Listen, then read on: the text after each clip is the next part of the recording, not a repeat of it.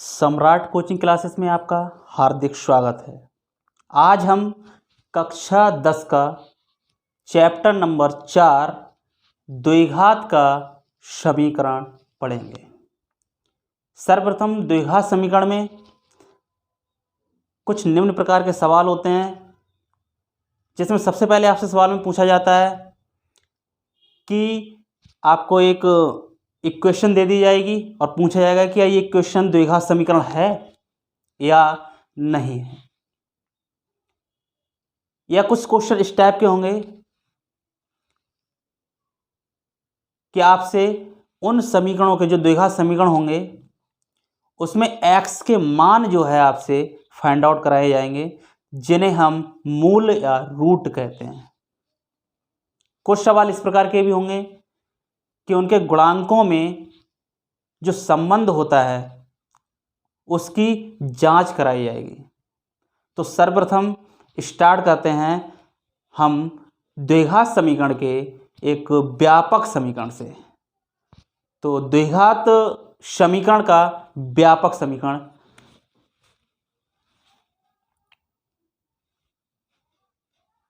Chapter number 4 द्विघात समीकरण।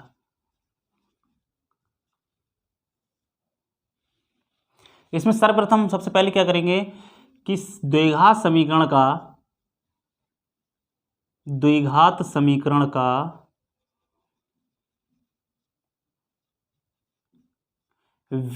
समीकरण देखेंगे। व्यापक समीकरण, तो द्विघात समीकरण का व्यापक समीकरण कुछ इस प्रकार का होता है: ax² plus bx plus c बराबर 0, जहां a नॉट इक्वल टू 0 होता है। नॉट इक्वल टू 0 का मतलब है कि यदि x 0 हो जाएगा, a यदि 0 हो जाएगा तो हमारी ये x² वाली जो टर्म है वो 0 हो जाएगी। और अगर x² वाली टर्म अगर 0 हो गई तो केवल बचेगा vx प्लस c बराबर 0। क्योंकि यहां पर अगर ax² वाली टर्म गायब होने का मतलब है कि यहां पर एक घात समीकरण बचेगा, और एक घात समीकरण का मतलब होता है रैखिक समीकरण। तो ये द्विघात समीकरण नहीं होगी, तो a यहां पर कभी भी 0 नहीं होगा। Then example 2x² 5x plus 6, ये भी एक द्विघात समीकरण है। x² -1, ये भी द्विघात समीकरण है, क्योंकि यहां पर मैक्सिमम जो डिग्री है, मैक्सिमम जो पावर है, इसकी भी जो मैक्सिमम पावर है वो कितनी है? घात 2 है। इसकी भी जो मैक्सिमम घात है वो यहां पर 2 है।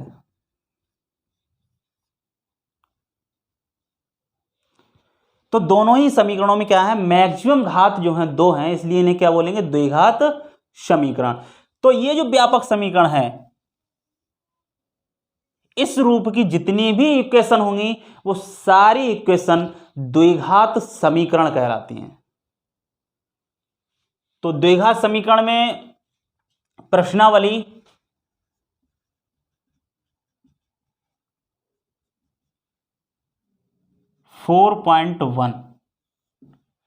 प्रश्नावली 4.1 में कुछ इसी तरह के क्वेश्चन पूछे जाएंगे कि क्या ये द्विघात समीकरण है या नहीं है। जैसे पहला आपका क्वेश्चन है, जांच कीजिए क्या निम्न द्विघात समीकरण हैं। तो पहला क्वेश्चन है आपका x प्लस 1 का होल स्क्वायर बराबर 2x माइनस 3। तो इसको हम जांच करेंगे क्या ये द्विघात समीकरण है। तो जो भी मैथमेटिकल रूल हैं, अगर कहीं पर a प्लस बी का, यहाँ पर क्या है x प्लस 1 का होल स्क्वायर, तो हमें यहाँ पर x प्लस बी का बाई का क्या लगाना है, होल स्क्वायर खोलना है। जैसे एक्स का स्क्वायर 1 का square plus 2 into x into 1। यहाँ पर क्या है, ब्रैकेट से पहले क्या है 2, तो यहाँ पर अंदर क्या करेंगे गुणा 2x माइनस 3। तो एक्स स्क्वायर प्लस 1 का स्क्वायर 1 ही होता है, plus 2x equal 2x minus 3। अगर हमें इस समीकरण को इस रूप में बनाना है तो बराबर में 0 होना चाहिए, यानी कि x की टर्म या अचर पद कोई भी नंबर का पद बराबर के बाद नहीं होना चाहिए। क्या होना चाहिए, 0 होना चाहिए। तो सारे टर्म हम क्या करेंगे, बराबर से पहले लेंगे। तो यहाँ पर 2x यदि बराबर से पहले आएगा तो माइनस का हो जाएगा, और -3 है वो क्या हो जाएगा, प्लस। क्योंकि हम जानते हैं कि जो संख्या पक्षांतर करने पर प्लस की होती है वो माइनस हो जाती है, माइनस होती है वो प्लस हो जाती है। तो देखो एक्स स्क्वायर और कोई एक्स स्क्वायर वाला टर्म नहीं है। फिर हम देखेंगे 2x वाला, तो 2x यहाँ पर प्लस है, यहाँ पर माइनस है। और हम जानते हैं कि यदि संख्याओं पर अलग अलग चिन्ह हो तो संख्याएं हमेशा घटती हैं। यहाँ पर क्या है, बराबर संख्या है, 2x में से 2x घटेगा तो क्या मिलेगा, 0। इसलिए हम क्या करते हैं कि इन्हें काट देते हैं। 2x से 2x क्या हो जाता है, कैंसिल। दरअसल क्या होता है, 2x में से 2x घटाओ तो 0 मिलेगा, लेकिन हम सीधे सीधे यहाँ क्या कह देते हैं कि 2x से 2x कैंसिल हो गया। अब क्या बचा, 1 और 3 यानी कि 4 बराबर 0। तो यहाँ हमें क्या प्राप्त हुआ, एक्स स्क्वायर प्लस 4। अब हम देखते हैं कि x की जो मैक्सिमम पावर है वो जो है 2 है। यहाँ पर जो मैक्सिमम घात है वो क्या है, 2। अतः जो भी हमें यहाँ पर समीकरण दी हुई थी वो द्विघात समीकरण है। अतः यह समीकरण द्विघात समीकरण है, द्विघात समीकरण है। ठीक है, इसका आप स्क्रीनशॉट ले सकते हैं।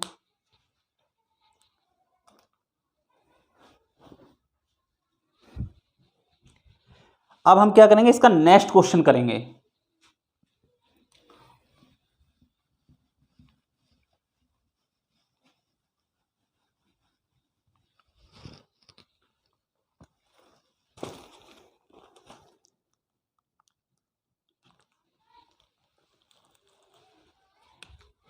X square minus 2x minus 2 3 minus x. ये आपका इसी प्रश्नावली का पहले पॉइंट का दूसरा क्वेश्चन है। इसको भी करते हैं, आइए। X square minus 2x equal -2 जो है इस ब्रैकेट के क्या है, बाहर है, तो -2 की गुणा 3 से भी होगी और -x से भी होगी। तो -2 3 कितना हो जाएगा, 6, माइनस और माइनस क्या होगा, प्लस, और यहां पर मिलेगा 2x। मैंने अभी पिछले क्वेश्चन में भी बताया कि यदि मुझे द्विघात समीकरण का रूप देना है तो बराबर के बाद 0 होना चाहिए, यानी कि पहला पद क्या होना चाहिए, 2 घात वाला, दूसरा पद जो होना चाहिए वो 1 घात वाला, और तीसरा पद अचर पद होना चाहिए जिसके साथ x की घात 0 होती है लेकिन वो अंडरस्टूड होती है, छिपी रहती है। तो इक्वल में क्या होना चाहिए, 0। तो एक्स स्क्वायर 0 करने के लिए हम क्या करेंगे, सारे टर्म जो हैं वो बराबर से पहले लेंगे। तो -6 है, यहाँ इधर आएगा तो क्या हो जाएगा, प्लस, और प्लस का 2x है तो क्या हो जाएगा, -2x बराबर में 0। तो एक्स स्क्वायर 2x और 2x दोनों पर ही साइन क्या है, सेम है। मैंने पिछले क्वेश्चन में बताया था कि यदि साइन यानी चिन्ह जो है संख्याओं पर विपरीत होते हैं तो संख्याएं घटती हैं, लेकिन यदि संख्याओं पर समान चिन्ह होते हैं, या तो दोनों संख्याएं प्लस की हों या दोनों संख्याएं माइनस की हों, तो हमेशा वो संख्याएं जुड़ती हैं। तो यहां पर हम देखेंगे 2x और 2x दोनों क्या हैं, सेम साइन की हैं, तो हम इनको क्या करेंगे, यहां जोड़ देंगे। 2x ये है, 2x ये हैं, यहां पर क्या हो जाएंगे 4x, और प्लस का क्या मिलेगा 6। हम यहां देख रहे हैं कि इस पर जो मैक्सिमम पावर है। एक्स पर देखो यहाँ कोई घात नहीं है, यहाँ पर कह सकते हैं कि एक्स की घात 0 छिपी रहती है या अंडरस्टूड होती है, क्योंकि एक्स की पावर 0 का मतलब क्या होता है 1। एक्स की पावर 0 क्या, किसी की भी पावर 0 हो, हमेशा उसका जो मान होता है वो हमेशा 1 के इक्वल होता है। तो अगर हम एक्स की घात 0 यहां पर लिख भी दें तो ये 1 हो जाएगा, और 1 की गुणा 6 से होगी तो 6 बन जा 6, यानी 6 एकम 6 ही रहेगा। इसलिए एक्स की पावर 0 यहां अंडरस्टूड होती है। तो ये तो हो गई 0 घात वाला पद, ये 1 घात वाला पद, और यहां पर मिलेगा 2 घात वाला पद। इसका मतलब इसकी मैक्सिमम जो घात है इस समीकरण की वो क्या है 2। अतः ये जो समीकरण है, ये समीकरण द्विघात समीकरण है। क्या है, द्विघात समीकरण। ठीक है, इसी प्रकार से हम तीसरा क्वेश्चन भी करेंगे।